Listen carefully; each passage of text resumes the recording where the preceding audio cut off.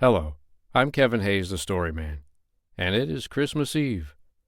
And on Christmas Eve, there's one story that shines above all others. It's called "'Twas the Night Before Christmas." Now, it has been said that a gentleman named Clement Clarke Moore wrote this story while he was taking a sleigh ride on a Christmas Eve just like tonight. And he wrote it for his own children, for Christmas. Since then, millions of children and adults alike look forward to hearing this story every Christmas Eve. I hope you like it. "'Twas the Night Before Christmas" by Clement Clarke Moore. 'Twas the night before Christmas when all through the house not a creature was stirring, not even a mouse. The stockings were hung by the chimney with care, in hopes that St. Nicholas soon would be there. The children were nestled all snug in their beds, while visions of sugar plums danced in their heads, and Mamma in her kerchief and I in my cap had just settled our brains for a long winter's nap. When out on the lawn there arose such a clatter, I sprang from the bed to see what was the matter. Away to the window I flew like a flash, tore open the shutters and threw up the sash. The moon on the breast of the new-fallen snow gave the luster of midday to objects below, when what to my wondering eyes should appear but a miniature sleigh and 8 tiny reindeer. With a little old driver so lively and quick, I knew in a moment it must be St. Nick.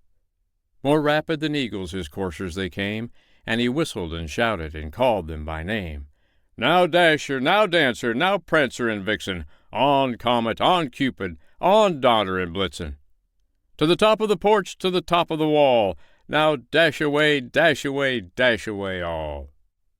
As dry leaves that before the wild hurricane fly, when they meet with an obstacle mount to the sky, so up to the housetop the coursers they flew, with a sleigh full of toys, and St. Nicholas too. And then in a twinkling I heard on the roof the prancing and pawing of each little hoof. As I drew in my head and was turning around, down the chimney St. Nicholas came with a bound. He was dressed all in fur from his head to his foot, and his clothes were all tarnished with ashes and soot. A bundle of toys he had flung on his back, and he looked like a peddler just opening his pack. His eyes, how they twinkled, his dimples, how merry! His cheeks were like roses, his nose like a cherry, his droll little mouth was drawn up like a bow, and the beard of his chin was as white as the snow. The stump of a pipe he held tight in his teeth, and the smoke of it encircled his head like a wreath. He had a broad face and a little round belly that shook when he laughed like a bowl full of jelly. He was chubby and plump, a right jolly old elf, and I laughed when I saw him in spite of myself. A wink of his eye and a twist of his head soon gave me to know I had nothing to dread. He spoke not a word, but went straight to his work, and filled all the stockings, then turned with a jerk, and laying his finger aside of his nose, and giving a nod, up the chimney he rose. He sprang to his sleigh, to his team gave a whistle, and away they all flew, like the down of a thistle. But I heard him exclaim, ere he drove out of sight, "Happy Christmas to all, and to all a good night." The end. I hope you liked tonight's Christmas Eve reading of "'Twas the Night Before Christmas." As I said, it's been said it was written by Clement Clarke Moore around 200 years ago. Little did he know that millions of children and adults alike would look forward to that story on Christmas Eve every year. I hope you enjoyed hearing it as much as I enjoyed reading it to you.